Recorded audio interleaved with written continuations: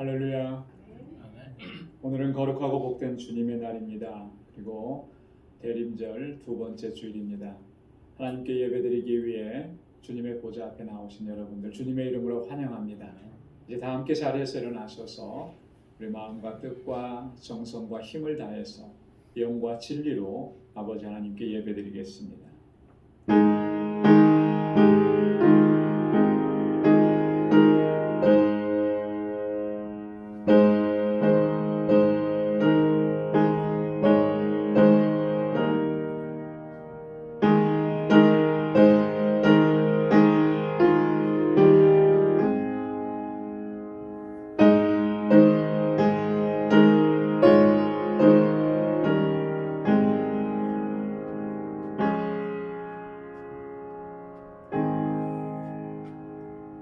너희 의인들아 여호와를 즐거워하라. 찬송은 정직한 자에 마땅히 할 바로다. 수금으로 여호와께 감사하고 열줄 비파로 찬송할지어다. 새 노래로 그를 노래하며 즐거운 소리로 공교히 연주할지어다. 온 땅은 여호와를 두려워하며 세계의 모든 거민은 그를 경외할지어다. 아멘. 은혜가 풍성하시고 자비로우신 만군의 주 여호와 하나님 아버지, 지난 한 주간도 주님의 은혜 가운데 저희들을 지켜주시고 우리의 모든 삶의 구석구석을 살피시며 주님의 선하신 손길로 인도해 주심에 감사합니다. 대림절 첫 번째 주간을 보내며 하나님께서 우리에게 허락해 주신 그 영원한 소망을 붙잡고 믿음으로 살아갈 수 있도록 인도해 주시니 감사합니다. 오 하나님 아버지, 저희들을 다시금 또 주님의 보좌 앞에 불러주셔서 이렇게 하나님을 경배하고 찬양하고 예배하게 하오니 주 성령께서 우리 마음과 생각을 온전히 주장하여 주옵소서. 온 마음을 다하여 뜻을 다하여 주님만을 예배할 수 있도록 도와주시고 오늘도 예배하신 주님의 놀라우신 은총으로 주님의 평강으로 덧입혀 주옵소서. 우리의 예배를 받아 주옵소서. 예수님의 이름으로 기원하옵나이다. 아멘. 전능하사 천지를 만드신 하나님 아버지를 내가 믿사오며 그 외아들 우리 주 예수 그리스도를 믿사오니 이는 성령으로 잉태하사 동정녀 마리아에게 낳으시고 본디오 빌라도에게 고난을 받으사 십자가에 못 박혀 죽으시고 장사한 지 사흘 만에 죽은 자 가운데서 다시 살아나시며 하늘에 오르사 전능하신 하나님 우편에 앉아 계시다가 저리로서 산 자와 죽은 자를 심판하러 오시리라. 성령을 믿사오며 거룩한 공예와 성도가 서로 교통하는 것과 죄를 사하여 주시는 것과 몸이 다시 사는 것과 영원히 사는 것을 믿사옵나이다. 아멘. 자리에 앉으시기 바랍니다. 찬송 25장, 새 찬송가 25장 함께 부르시겠습니다.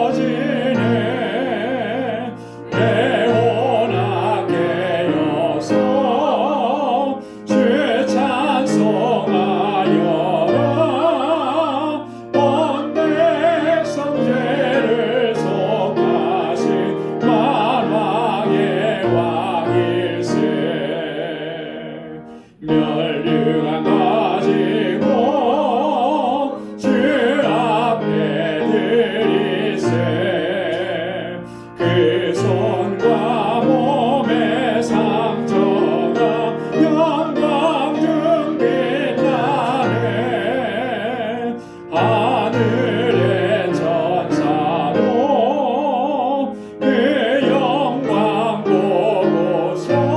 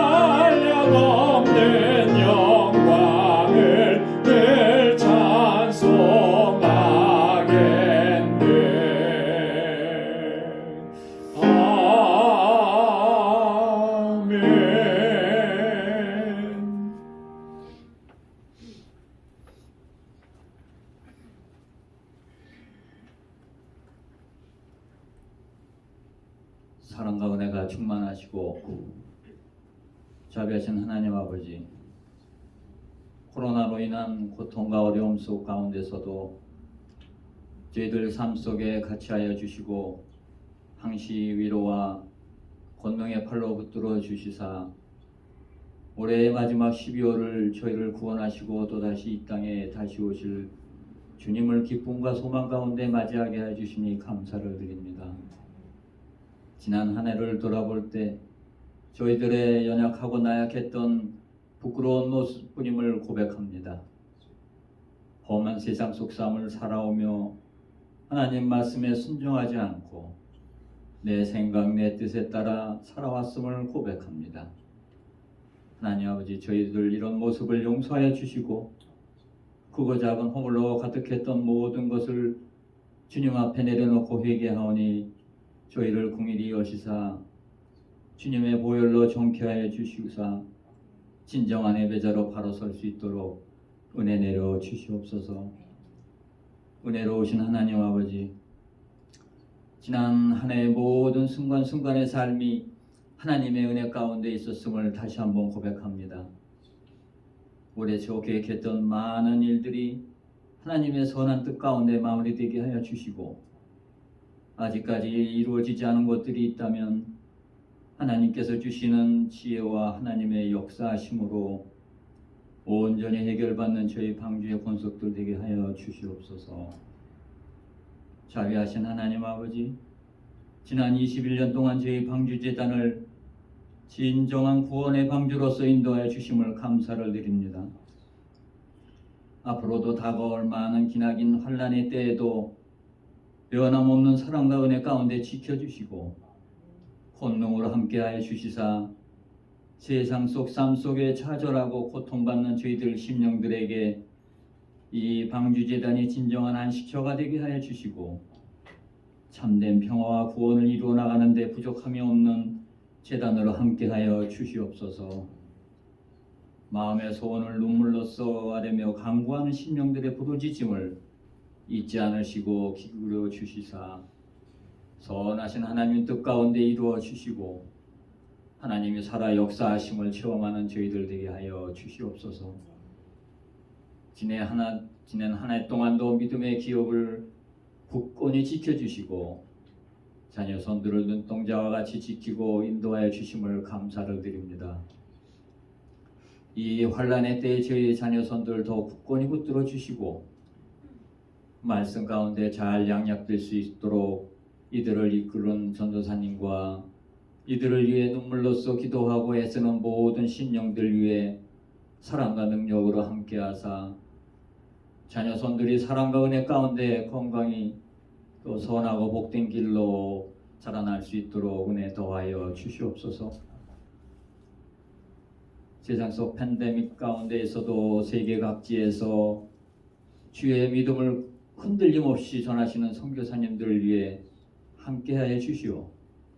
어떤 고난과 어려움 가운데서도 지치지 않고 강인함과 성령의 능력으로 주신 사명 잘 감당해 나가는 저희 선교사님들 되게 하여 주시옵시고 구하는 것 부족함이 없기 채워주시고 건강 지켜주시어서 오로지 하나님 아버지께 영광 돌리는 선교사님들 되게 하여 주시옵소서.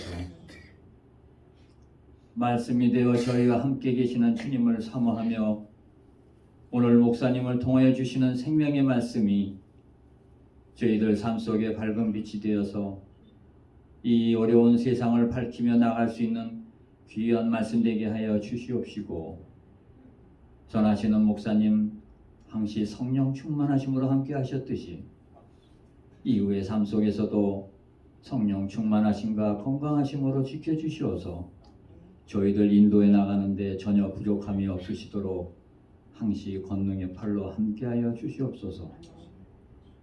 하나님 아버지, 이 한 해를 마무리하는 이 12월의 예배를 통하여 저희들 한 해 동안 받았던 하나님의 은혜와 사랑을 다시금 기억게 하여 주시고 힘들고 어려웠던 모든 순간들도 하나님의 은혜였음을 고백하며 하나님이 주시는 위로와 평강 속에 주님 다시 오실 때를 겸비한 마음으로 준비하는 저희들 되게 하여 주시옵소서. 오늘도 예배의 시종을 하나님 아버지께 온전히 의탁하오니 기쁨과 충만한 예배로 인도하여 주시옵소서. 감사하며 예수님의 이름으로 기도드리옵나이다.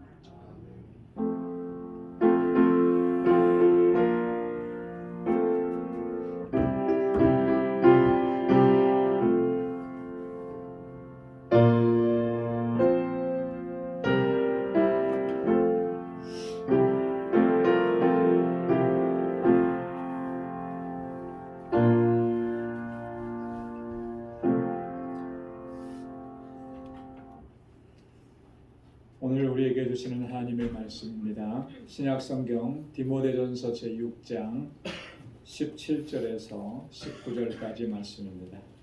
디모데전서 제6장 17절에서 19절까지 말씀, 신약성경 342페이지에 있습니다. 제가 받들어서 봉독하겠습니다. 내가 이 세대의 부한 자들을 명하여 마음을 높이지 말고 정함이 없는 재물에 소망을 두지 말고 오직 우리에게 모든 것을 후히 주사 누리게 하시는 하나님께 두며 선한 일을 행하고 선한 사업에 부하고 나눠주기를 좋아하며 동정하는 자가 되게 하라.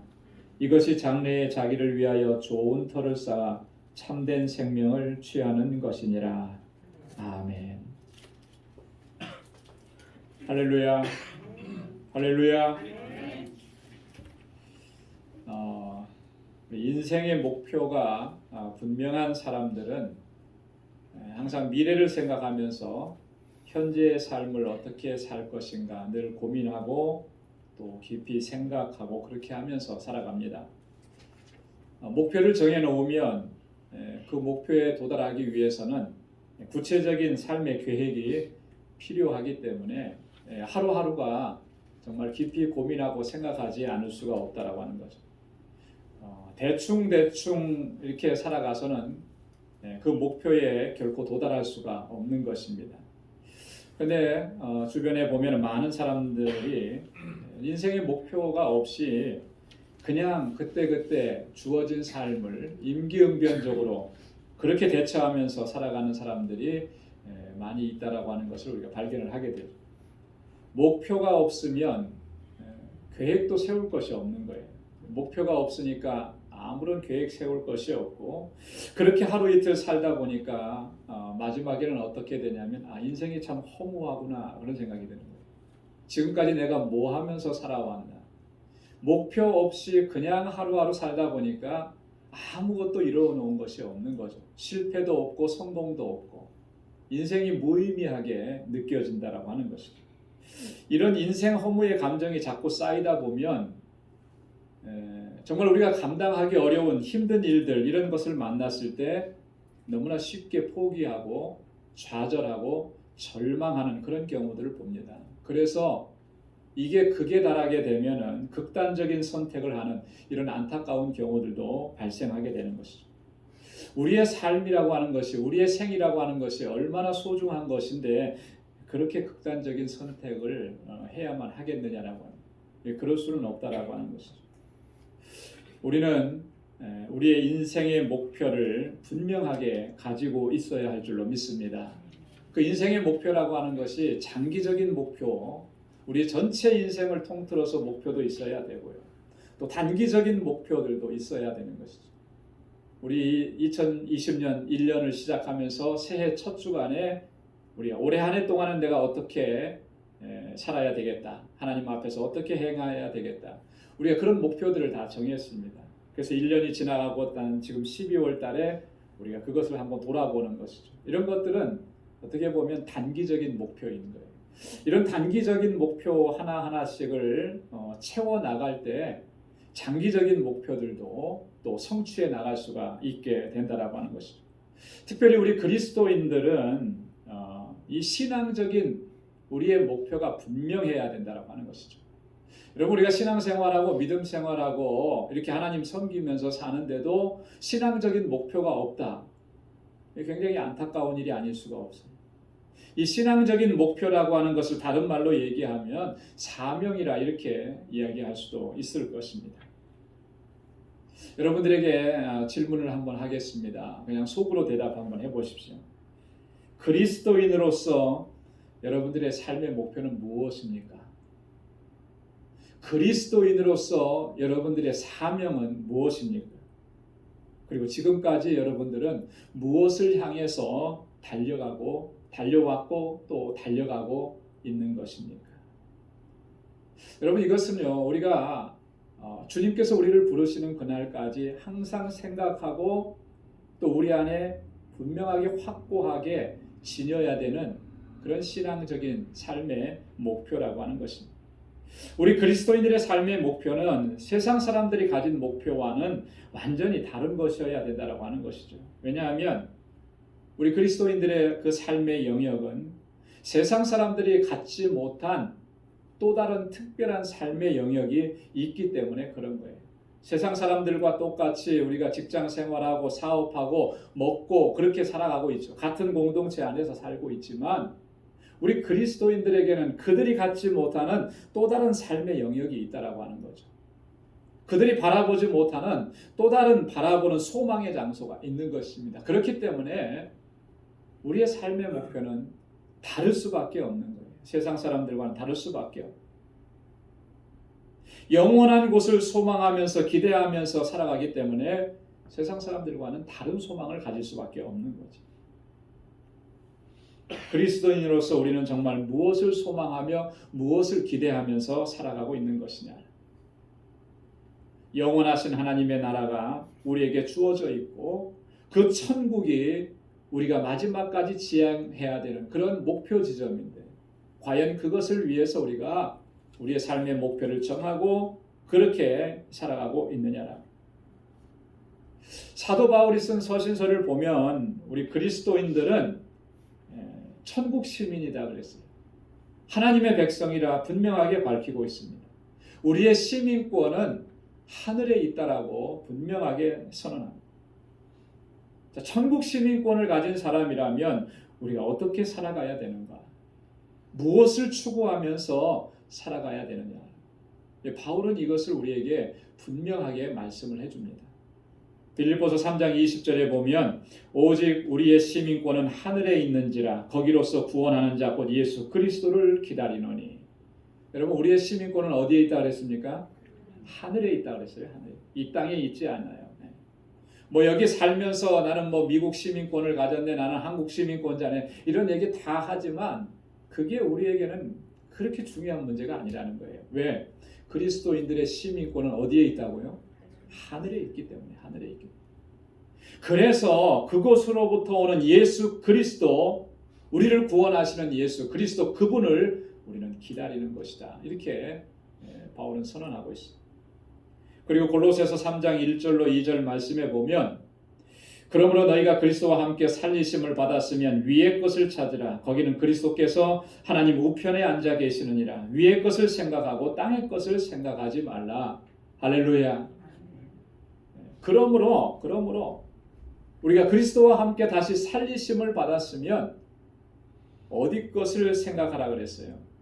위의 것을 생각하라는 거예요. 그리스도께서 하나님 보좌 우편에 앉아 계시는 바로 그곳을 바라보면서 그곳을 생각하지 땅의 것을 생각하지 말라. 이렇게 말씀. 오늘 함께 봉독한 본문의 말씀을 보면 사도 바울이 디모데에게 권면하는 그런 말씀 중에 마지막 결론에 해당하는 그런 부분입니다. 천국 시민권을 소유한 사람으로서 우리는 어떻게 살아야 되느냐? 위의 것을 추구하는 삶이라고 하는 것이 어떤 삶의 자세를 지녀야 하는 것이냐, 이것을 우리에게 분명하게 말씀을 해주고 있습니다. 이 세대의 부한 자들에게 명하여, 이렇게 시작을 합니다. 17절에 보면 이 세대에게 부한 자. 여러분, 이 세대의 부한 자들이라고 하는 이 말은요, 다른 말로 얘기하면, 다른 바울의 표현으로 얘기하면 이 세상의 것, 땅의 것을 추구하고 땅의 것에 소망을 두고 살아가는 사람들에 대하여 그들에게 이렇게 말씀해라, 이렇게 전해라. 참된 생명을 취하는 것이 어떤 것인지를 분명하게 가르쳐줘라. 위의 것을 추구하는 삶의 자세가 무엇인지를 분명하게 가르치라. 이런 말씀인 것입니다. 본문에 보면 세 가지로 우리에게 증거해 주는데, 첫째는 17절 말씀에 상반절에 보면 이렇게 얘기합니다. 내가 이 세대의 부한 자들을 명하여 마음을 높이지 말고. 첫 번째가 마음을 높이지 말라는 거예요. 다른 말로 얘기하면 겸손한 마음을 품어야 된다. 높은 마음을 갖지 말라. 낮은 마음을 가지고 살아가라. 여러분 한번 따라서 해보시기 바랍니다. 마음을 높이지 말자. 겸손한 마음을 품자. 위의 것을 추구하는 사람들의 이 기본적인 자세, 첫 번째가 바로 이거예요. 겸손한 자세, 겸손한 마음의 자세. 항상 낮은 곳에 처하는, 그 낮은 곳을 향해서 나아가는 그 마음 자세가 위의 것을 추구하고 보좌 우편에 계신 그리스도를 바라보는 사람들의 삶의 모습이어야 된다라고 하는 것이죠. 제가 1997년도에 안수를 받았는데요. 이렇게 돌아보니까 한 23년쯤 된 것 같아요. 이제 막 안수 받은 목사님이 안수를 받고 나서 그 멘토되는 목사님을 찾아가서 조언을 구했다고 합니다. 저도 그랬던 것 같아요. 항상 안수 받고 처음 목회 사역을 시작을 하니까. 그래서 멘토 목사님에게 제가 이제 목사로 임직받고 정말 본격적으로 사역을 시작하게 되는데 목회하면서 가장 주의하고 조심하고 힘써야 될 것이 무엇인지 좀 가르쳐 주십시오. 그 목사님께서, 멘토 되시는 목사님께서 그렇게 말씀합니다. 가장 주의하고 힘써야 될 것이 세 가지가 있다. 세 가지, 그 세 가지만 정말 주의하고 힘쓰면은 정말 하나님 앞에 충성스러운 일꾼으로 끝까지 사역을 감당할 수 있을 것이다. 그 첫 번째가 뭐냐면 겸손이다. 겸손. 첫 번째가 겸손. 자, 첫 번째는 겸손이라고 얘기 들었습니다. 그러니까 두 번째 묻고 싶겠죠. 그러면 두 번째는 뭡니까? 두 번째도 겸손이라네. 겸손. 자, 그러면 세 번째는 뭐겠습니까? 여러분, 세 번째는 뭘 것 같아요? 네, 이 정도면 그냥 답이 나와야 되죠. 그죠? 세 번째도 겸손이야. 뭔 얘기겠습니까? 겸손해야 된다는 거죠. 겸손. 항상 겸손해야 돼. 그 마음을 항상 가지고서 주님께서 주신 사명을 감당하고 목회를 감당해야 하나님의 기쁨이 되는 것이고 그곳에 하나님의 놀라운 역사를 경험하게 됩니다. 그거 놓치면 안 된다. 겸손한 그 마음의 자세를 놓치면 아무리 잘하고 아무리 성공해도 그것은 하나님의 영광을 가릴 수밖에 없는 것이 되어버린다.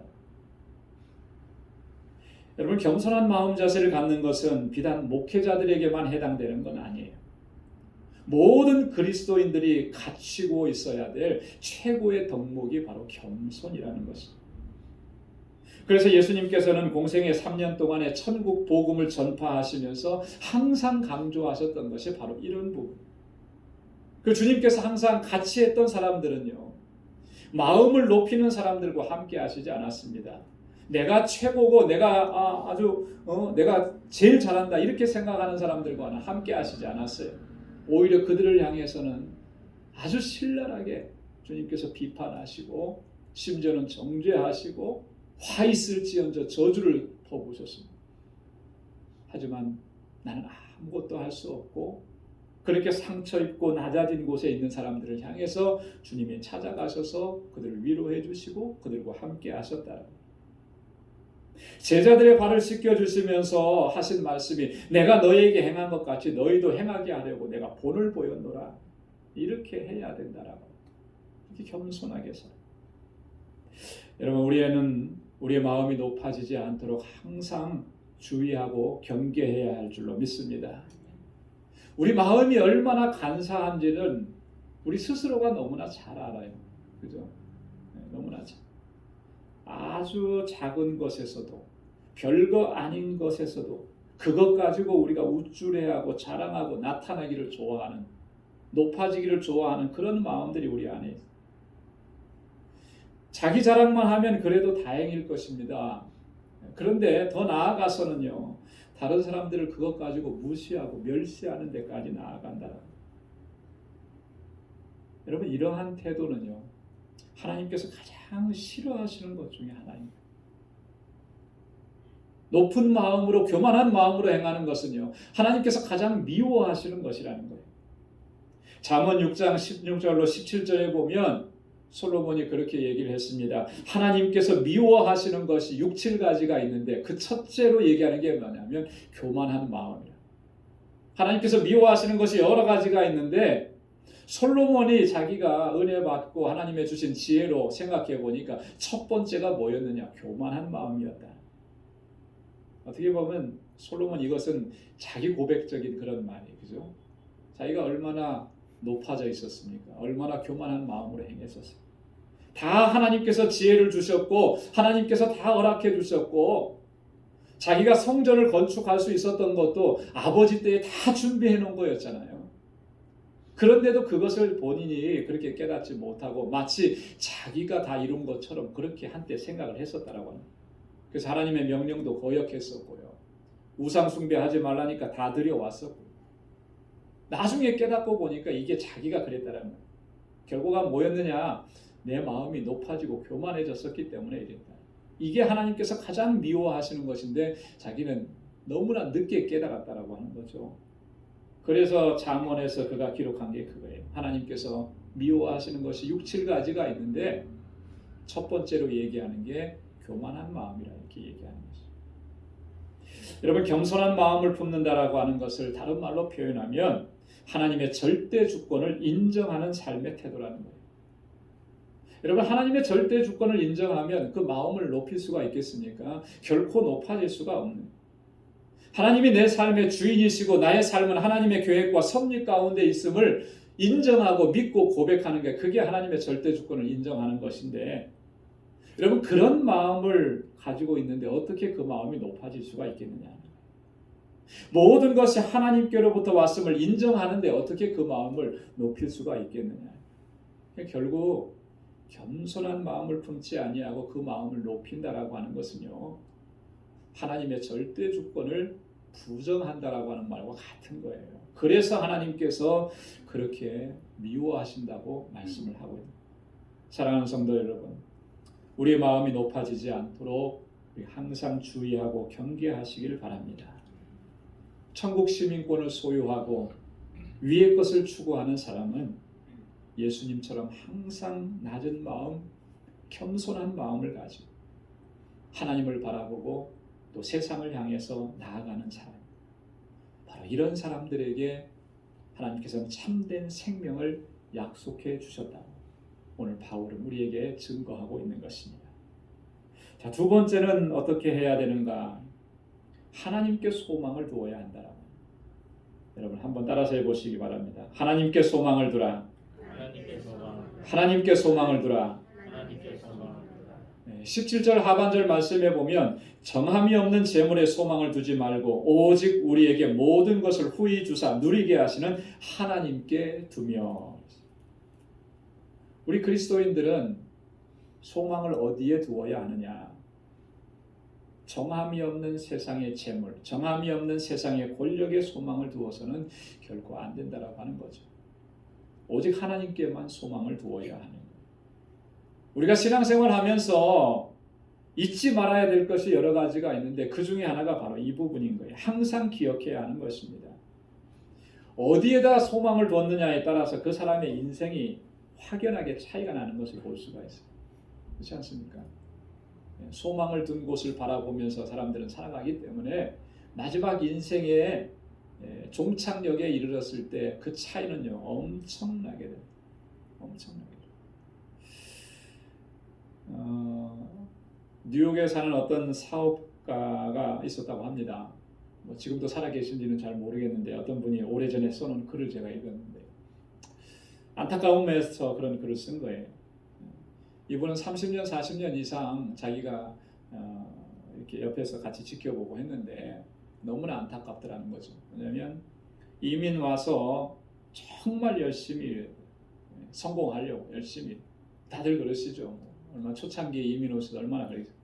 정말 뭐 하루도 쉬지 않고 일주일에 하루도 쉬지 않고 그렇게 일을 한 거예요. 그래서 결국은 성공을 했어요. 굉장한 부를 누리고 사업체도 여러 개 가지고 주변 사람들과의 관계도 제대로 갖지 않고 경조사 아무리 힘들어도 찾아가는 그런 경조사조차도 다 그냥 넘기고 그냥 부조금이나 축의금만 보내고 뭐 이렇게 나 이제 그것을 마무리할 시점에 와서 이제는 좀 쉬어야 되겠다 이런 생각을 가지고 특별한 파티를 준비하고 지인들 그래도 지인들이라고 해서 다 초대장을 보내요. 굉장한 파티를. 그런데 그날 그 파티하겠다고 한 그 시간에 온 사람이 몇 명이었냐면 가족 빼놓고는 아무도 없었다. 가족 빼놓고는 아무도 없었다. 쓸쓸하게 가족들과 함께 파티를 하는 거예요. 그런 모습을 옆에서 보면서 너무나 마음이 아팠다라고 하는 거죠. 정말 열심히 살았습니다. 최선을 다해서 살았어요. 그런데 정말 중요한 것을 놓쳐버렸다라고 하는 거죠. 물질로서는 부유하게 되었을지 모르지만 그것보다 더 소중한 것, 사람을 다 잃어버렸다라고 하는 거예요. 어디다 내가 소망을 두고 어디다 목표를 두고 살았느냐라고 하는 것이 지금은요 잘 이렇게 드러나지 않을 수가 있어요. 왜냐하면 지금 하는 일에 우리가 몰두하고 있기 때문에. 그러나 그 과정이 다 지나고 난 후에 되돌아보면 결과가 어떻게 나왔느냐 아주 확연하게 참. 여러분 이 세상의 것들에 소망을 두지 말라라고 하는 것은요 세상의 것들은 정함이 없는 것이라고 그랬어요. 정함이 없다라고 하는 것은 변한다라고 하는 것이죠. 있다가도 없게 되는 것이고 없다가도 있게 되는 것이 그게 정함이 없다라고 하는 뜻이에요. 정함이 없다라고 하는 말은요 다른 말로 얘기하면 믿을 만한 것이 못 된다라고 하는 거예요. 그래서 솔로몬도 그렇게 얘기했잖아요. 잠언 23장 5절에서 내가 어찌 허무한 것에 주목하겠느냐. 정함이 없는 것인데 어찌 그 허무한 곳에 주목하고 그것이 마치 인생의 목표인 것처럼 전부인 것처럼 그것만 바라보고 살아가느냐. 그러다가 정말 중요한 것을 다 놓쳐버린다라고 하는 거예요. 정령 재물은 날개를 내어 하늘에 나는 독수리처럼 날아가리라. 내가 거기에다 목표를 두었었는데 이게 다 날아가 버리는 거예요. 손에 아무것도 없더라. 그러면 정함이 없는 세상의 것들에 소망을 두게 되면 결국 그것과 함께 가장 소중한 것까지 다 잃어버리게 되는 안타까운 일들이. 여러분 우리 그리스도인들은 어디에 소망을 두어야 하는 거예요? 누구에게 소망을 두고 살아가야 하는 것이? 오늘 바울이 얘기하죠. 오직 하나님께 소망을 둬요. 하나님께 소망을 두는 사람은 이 세상에서 우리가 어떠한 일을 만난다 할지라도 결코 흔들리지 않는다라고 하는 거예요. 어떠한 어려움을 만나도 넉넉히 이겨내고 마침내는 승리할 수 있게 되는 줄로 믿습니다. 성경을 읽다 보면 일평생 하나님께 소망을 두고 살았던 대표적인 인물이 누구냐면 다윗입니다. 다윗이 쓴 시편들을 이렇게 읽다 보면 그가 정말 하나님께 얼마나 하나님을 의지하고 믿고 신뢰하고 하나님께 소망을 두고 살았는지를 우리는 발견할 수가 있게 됩니다. 다윗이 쓴 시편 중에 우리 시편 62편 5절로 7절 말씀에 보면 다윗이 그렇게 얘기합니다. 나의 영혼아 잠잠히 하나님만 바라라. 대저 나의 소망이 저로 쫓아나는도다. 오직 저만 나의 반석이시요 나의 구원이시요 나의 산성이시니 내가 요동치 아니하리로다. 나의 구원과 영광이 하나님께 있으며 내 힘의 반석과 피난처도 하나님께 있도다. 할렐루야. 잠잠히 하나님만 바라보라는 거예요. 다른 곳에 소망을 두지 말고 다른 곳에 눈길을 두지 말고 하나님만 소망하고 하나님만 바라. 나의 소망은 하나님께로부터만 온다라.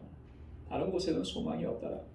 하나님이 나의 반석이시고 하나님이 나의 구원이시고 하나님이 나의 산성이시기 때문에 그렇기 때문에 내가 요동치 아니하리라. 하나님께 소망을 두시기 바랍니다. 하나님께 소망을 두는 자에게 분명하게 하나님께서 약속을 해주셨습니다. 오늘 17절 하반절에 보니까 후히 주시고 누리게 하신다 그랬어요. 후히 주시고 누리게. 하나님께서 주시는 것만이 하나님께서 허락해 주시는 것만이 완전한 것이고요. 우리를 붙잡아 주시는 것이고 우리를 견고하게 하는 거예요. 세상에서 주는 것이 나를 붙들어 주는 것 같죠. 세상에서 주는 것들이 그것이 채워져야 내가 마음이 편안한 것 같지만 결코 그렇지 않더라. 예수님께서도 말씀하셨잖아요. 내가 주는 평안은 세상이 주는 것과 같지 않다. 하나님께서 주시는 것이 있어야, 그래야 우리가 세상에서 어떠한 일을 만나도 넉넉히 이겨낼 수가 있는 거예요. 하나님께서 주시는 것이 없는데, 하나님께 소망을 두지 아니하여서 하나님께서 주시는 것이 없는데 어떻게 이 세상을 이겨나갈 수가 있고 이 고난의 때, 환난의 때를 어떻게 이겨나갈 수가 있겠느냐. 결코 그럴 수가 없다.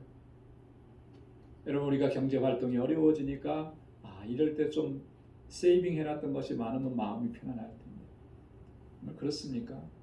만약에 그렇게 생각한다면 여러분, 그 마음, 그러한 삶은 오래가지 못할 거예요. 왜냐하면 세이빙 해놨던 거는 언젠가는 다 없어지는 거예요. 그러고 나면 또다시 불안이 찾아오기 시작하는 거예요. 하나님께 소망을 두는 자, 하나님께서 주시는 은혜와 주님의 주시는 평강이 이 안에 있는 사람은 세상이 어떻게 변해도 흔들리지 않는 것입니다. 다윗이 고백했던 것처럼 내가 요동치 아니하리로다. 여러분, 하나님께 소망을 두시고 위의 것을 바라보는 저 여러분들이 되기를 소망합니다. 세 번째로 오늘 바울이 권면하고 있는 것은요, 나누는 삶을 살아야 된다라고 하는 거예요. 나누는 자세. 18절 말씀에 보면 선한 일을 행하고 선한 사업에 부하고 나눠주기를 좋아하며 동정하는 자가 되게 하라. 세상에 대하여 부하려고 하는 사람들에게 세 번째로 이렇게 얘기해야 된다라고. 너희는 선한 일을 행하라. 선한 사업에 부한 자가 되라. 나눠주기를 좋아하고 동정하는 자가 되게 하라. 명령한 거예요. 여러분, 우리 그리스도인들의 삶에 있어서 가장 중요한 것, 그 중에 하나가 뭐냐면 섬김이라고 하는 거죠. 섬김. 예수님께서는 이 땅에 사람의 몸을 입고 오셔서 우리 죄인들을 구원하시는 이 모든 사역, 이것의 목적이 뭐였냐고 한마디로 이렇게 말씀하셨습니다. 그건 섬김이었다. 섬김의 삶이 얼마나 중요한지를 예수님께서는 분명하게 우리에게 증거해 주십니다.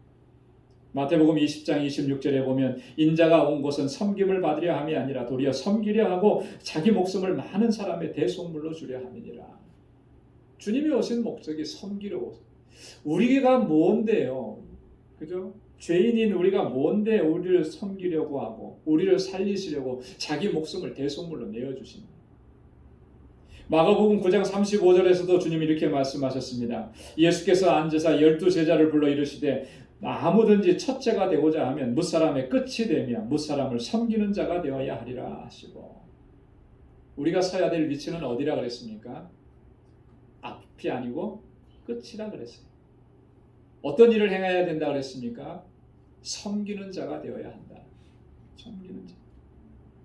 우리 그리스도인들의 삶은 철저하게 다른 사람들을 섬기는 이 삶의 자세를 추구해야 되는 거예요. 그런데 과연 우리는 어떤가 하는 거죠. 섬기려고 하기보다는 섬김을 받으려고만 하지는 않느냐. 한국 교회의 가장 정말 취약하고 맹점인 거, 가장 근본적인 문제라고 지적하는 것 중에 하나가 뭐냐면 교회 직분을 항존직으로 만드는 거예요. 항존직제. 그래서 오래전부터 이 교회에서 직분을 계급으로 생각하는 그런 풍토가 너무나 만연되어 있는 거예요. 근데 이게 쉽게 바뀌질 않는 거죠. 쉽게. 교회 등록하면 성도님이라고 불렀다가 어느 정도 신앙생활하면 집사님 했다가 또 좀 더 신앙생활하면 열심히 하다 보니까 안수 집사님 세우고요. 또 안수 집사님으로 열심히 하니까 또 장로님 세우고, 이렇게 하다 보니까 이 직분을 자꾸 계급으로 생각을 해요. 참 이상한 현상은요, 목회자도 마찬가지입니다. 목회자에게 처음 자세는 뭐라 그랬어요? 겸손이라 그랬잖아요. 근데 목회의 어떤 경력이 쌓여가고 교회의 어떤 교회가 부흥하고 성장해서 커져가고 이러면 이상하게 마음이 높아져요. 섬김을 받으려고 해요. 그걸 당연시 여깁니다. 성도님들도 마찬가지예요. 내가 장로니까, 내가 권사니까 거기에 걸맞는 대우를 해줘야 된다고 생각을 해요. 여기에서부터 문제가 생기는 거예요. 예수님은 철저하게 낮아지셨습니다. 하늘 보좌를 버리시고 이 땅에 오셔서 가장 낮은 곳에 오셔서 하신 말씀이 뭐예요?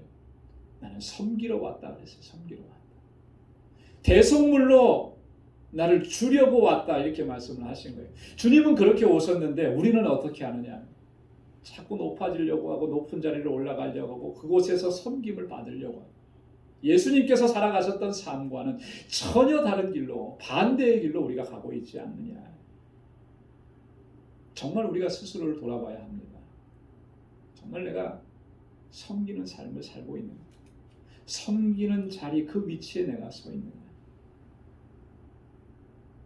어떻게 섬겨야 되겠습니까? 예수님께서 다 보여주셨잖아요. 가장 낮은 곳에 오셔서 우리를 구원하시기 위해서 자기를 다 내어주셨잖아요. 그게 섬김의 본이에요. 섬김의 본. 우리가 누군가를 섬겨야 된다, 섬기는 자리에 있다라고 하면 어떻게 섬겨야 됩니까? 우리가 물을 필요가 없는 거예요. 예수님께서 다 보여주셨잖아요. 그렇기 때문에 오늘 우리가 주님께로부터 받은 그 모든 것들을 나누어 주면서 섬기는 삶을 추구해야 할 줄로 믿습니다. 그렇기 때문에 오늘 바울이 그렇게 얘기한 거예요. 세상에 대하여 부하려 하는 자들에게 명해라. 선한 일을 행하고 선한 사업에 부하고 나눠주기를 좋아하고 동정하는 자가 되게 하라. 여러분, 하나님께서 우리에게 다 주셨잖아요. 건강도 주셨고 지혜도 주셨고 능력도 주셨고 또 물질도 주셨고. 사업에 성공했습니까? 내 능력으로 성공한 것 같죠? 그렇지 않아요? 하나님께서 다 허락해 주셨기 때문에 성공한 거예요. 그것을 나는 지금 어떻게 사용하고 있느냐? 나의 유익을 위해서 사용하기에만 급급하고 있지 않느냐? 이웃을 돌아보며 결핍되고 빈곤한 가운데서 고통스럽게 살아가는 사람들을 바라보지 못하고 그렇게 했다면 이것은 하나님께서 주신 그 뜻과 목적에 부합하지 않는 거야. 이런 이기적인 모습들을 우리가 회개하고 주님의 말씀 앞에 겸손히 순종해야 할 줄로 믿습니다. 저희 신학교 동기이면서 친구인 목사가 페이스북에 글을 하나 올렸는데 마음을 너무 울렸어요. 어떤 내용이었냐면 전에도 몇 번 말씀을 드렸던 것 같아요. 안수받고 곧바로 시골에 내려가서 공동체 사역을 했던 친구인데 지금은 굉장히 자리가 잘 잡혀 있고 많은 일들을 감당합니다. 이 친구의 비전은 해외에서 고생하고 사역하는 선교사님, 특별히 북한에 있는 동포들, 그리고 제3세계 국가에서 경제적으로 어려움을 당하는 사람, 이런 사람들에게 뭔가라도 도움이 되고 이렇게 하는 일을 위해서 늘 애쓰고 그게 비전이에요. 근데 한 번은 러시아하고 북한도 지역을 이렇게 집회를 인도하러 다녀오면서 하여튼 그때 선교비 가지고 간 걸 다 드렸대요. 선교사님 다 드리고 이제 공항에 딱 내리는데 왠지 마음이 불편하다는 거죠. 마음이 너무너무 무겁더라고요. 도대체 이게 왜 그럴까? 왜 이런 내 마음이 무거울까? 공항에 들었으면서 다 드리고 왔는데 내 손에는 지금 남아있는 게 하나도 없는데 왜 여전히 마음이 무거울까? 돌이켜보니까 그 추운 북한도 그 지역에 자기는 옷을 따뜻하게 입고 있더라는 거예요. 외투를. 근데 거기에서 살고 살아가는 우리 형제들은 다 헐벗고 그 추운데도 입을 옷이 없는데 그 마음이 너무 들더라는 거예요. 성령께서 주시는 마음. 그래서 그 자리에서 그 옷을 벗어서 선교사님께 드리면서 누군가가 이 옷을 찾는 사람이 있으면 전해 주십시오. 그리고 본인은 비행기 타고 한국으로 돌아갔다. 마음이 편안해지더라고요. 이거였고. 그 글을 읽으면서 감동도 되고 또 제 자신이 부끄럽기도 하고요. 나름대로 우리는 섬김의 삶을 산다고 했는데 그냥 모양만 내고 흉내만 내지 않았냐. 그게 과연 주님께서 기대하셨던 그런 모습이었겠느냐. 섬김이 있는 곳에 그리스도의 사랑으로 말미암은 생명의 역사가 풍성하게 일어나게 되는 줄로 믿습니다. 섬김이, 진정한 섬김이 있는 곳에 기쁨이 회복되어지고 평강의 삶이 회복되어지고 하나님께서 그 삶을 받으시고 그 삶을 통해서 하나님의 놀라운 역사를 행하실 줄로 믿습니다. 사랑하는 성도 여러분, 우리의 시민권은 이곳에 있지 않아요. 하나님 나라에 있습니다. 우리는 다 천국 시민들입니다. 어떻게 하는 것이 참된 생명을 취하는 것이라고 얘기했습니까? 오늘 바울이 우리에게 증거하고 있는 이 세 가지 사실을 늘 기억하면서 하나님 앞에 우리를 바로 세워가고 하나님께 소망을 두고 그렇게 믿음으로 끝까지 달려 하나님께 영광 돌리는 삶을 살아가는 우리 모두가 될 수 있기를 주님의 이름으로 축원합니다. 기도하겠습니다. 하나님 아버지 감사합니다. 이 대강절 두 번째 주간에 또 저들에게 하나님께서 귀한 말씀을 주시고 우리를 도전하여 주시고 하나님 앞에서 새롭게 결단할 수 있도록 은혜 주시니 감사합니다. 예수 그리스도로 말미암아 다시 살리심을 받아서 영원한 생명을 소유한 저희들인데 그럼에도 불구하고 여전히 이 땅의 것을 바라보고 이 땅에 소망을 두고 살아왔음을 저희들 부정할 수가 없습니다. 하나님 용서하여 주옵시고 이제는 위를 바라보고 주님의 나라 바라보고 하나님의 뜻을 쫓아가고 하나님께서 주신 그 말씀대로 순종하며 하나님 영광을 위해서 살아가는 저희들 되게 하여 주옵소서. 그래서 주님께서 기뻐하시는 삶이요 주님께서 인정하시는 삶이요 또 하나님의 영광을 높이 드러내는 귀하고 복된 삶을 살아가는 우리 방주의 모든 믿음의 권속들 되게 하여 주옵소서. 감사하며 예수님의 이름으로 기도드리옵나이다. 아멘. 우리 찬송 347장 새 찬송가 212장 함께 부르시면서 준비하신 예물을 하나님께 드리겠습니다.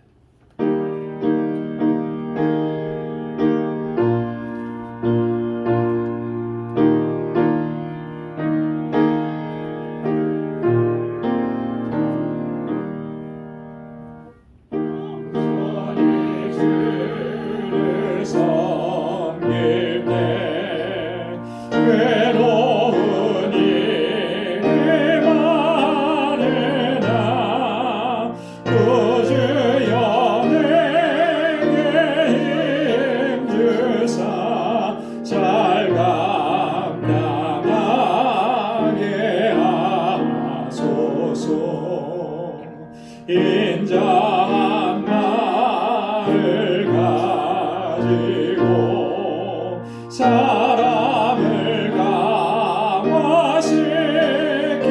감화시키며 갈 길을 잃은 무리를 잘 인도하게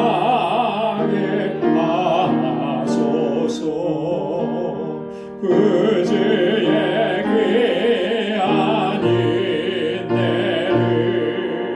깨달아 알게 하시고 굳건한 믿음 주셔서 늘 승리하게 하소서. 장래의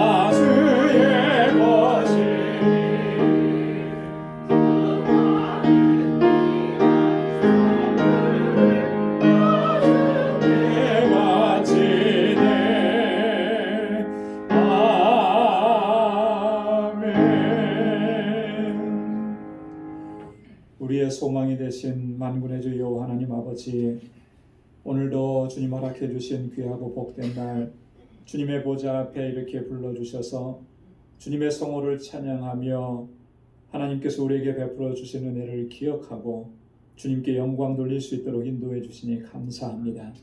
주의 귀한 말씀대로 이제 우리의 삶은 영원하신 하나님의 나라 하나님의 뜻을 소망하고 주님의 뜻대로 살아갈 수 있는 저희들 되게 하여 주옵소서.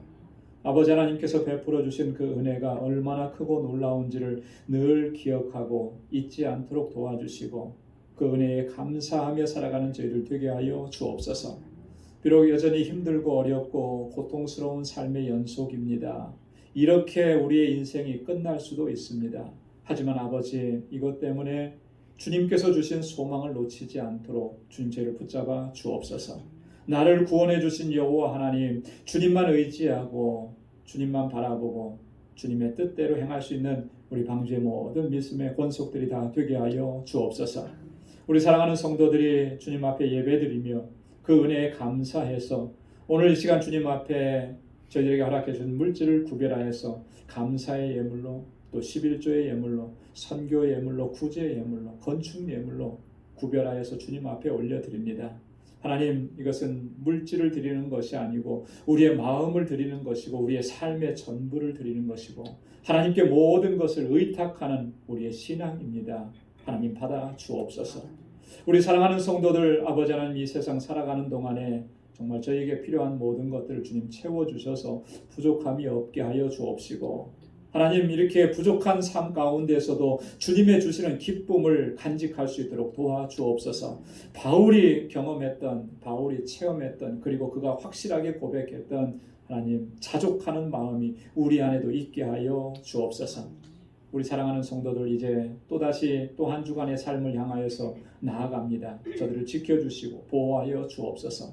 가정에 평강을 더하여 주시고 저희 하는 모든 일 가운데 주님 복 주셔서 저의 손길이 복의 근원된 손길이 되도록 도와주옵시고 하나님 허락해 주신 믿음의 기업들을 든든하게 지켜주셔서 하나님께 영광 돌리는 주님의 놀라운 기업이 되도록 붙잡아 주옵소서. 모든 것 감사하고 예수님의 이름으로 봉헌 기도드리옵나이다. 아멘. 우리 전후좌우에 계신 분들과 함께 인사 나누시기 바랍니다. 샬롬, 주님의 평강이 함께하길 바랍니다. 손 좀 많이 흔들어 주세요. 요즘 추워가지고 손도 더 많이 흔들었어야 덜 추우실 겁니다. 하나님의 은혜와 주님의 평강이 또 주님의 주시는 건강함이 여러분의 삶 속에 늘 함께하시길 바랍니다. 목사님도요. 감사합니다. 교회 소식 전해드리겠습니다.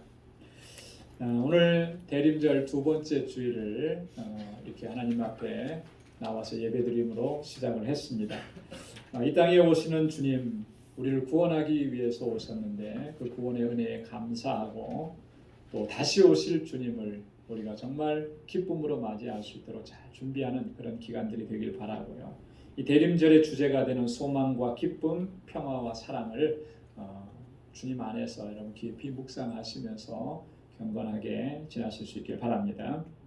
우리 현장 예배 기도에 참석하시는 분들, 기존에 참석하시던 분들은 계속 오셔도 괜찮은데 이제 새롭게 참석하시길 원하시는 분들은 꼭 연락을 주셔서 가능한 부서가 어딘지 좀 말씀을 듣고 참석하시면 좋겠습니다. 그리고 지난주에도 말씀드렸던 것처럼 아직까지 그 상황이 좀 나아지지 않고 더 어려워지고 힘들어지고 있는 것 같아요.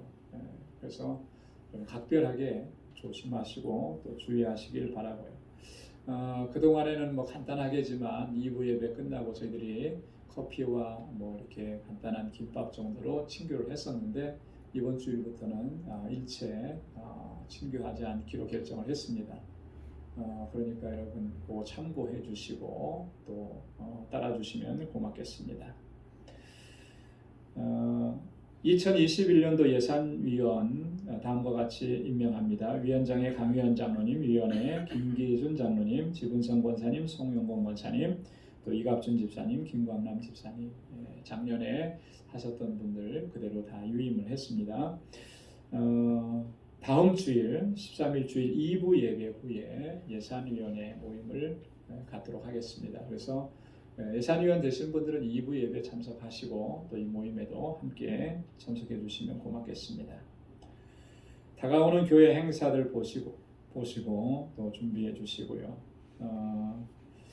그리고 우리 김인선 선교사님에 대해서 이렇게 여쭤보시는 분들이 종종 계셔서 이 자리를 통해서 말씀을 드리겠습니다. 어제 밤에 다시 카톡을 받았는데 정부에서 퍼밋을 주는 그런 게 있대요. 외국 선교사들, 뭐 NGO 단체들 여기서 계속 일할 수 있다는 퍼밋을 주는 게 있는데 한 3개월 전에 신청을 했는데 아직 결과를 받지를 못했답니다. 그 결과를 받고 출발을 해야 되는데 그래서 아마 원래는 내일 오시기로 계획을 했는데 아마 내일 오시는 건 어렵다 그러고요. 그래서 주중에 그 관계자하고 미팅을 한번 하고 거기서 결과가 좀 잘 나오면 다음 주 주중에는 미국으로 올 수가 있을 것 같다. 차후에 또 연락을 주시겠다고 이렇게 말씀합니다. 여러분 위해서 좀 많이 기도해 주시기를 부탁을 드리겠습니다. 자, 우리 다 함께 자리에서 일어나셔서 427장 부르시겠습니다.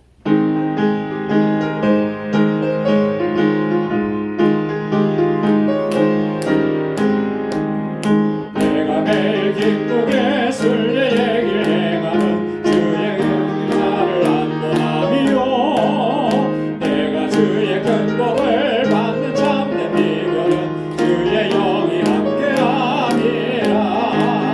성령이 계시네 할렐루야 함께하시네. 좁은 길을 걸으며 밤낮 기뻐하는 것 주의 영이 함께함이라.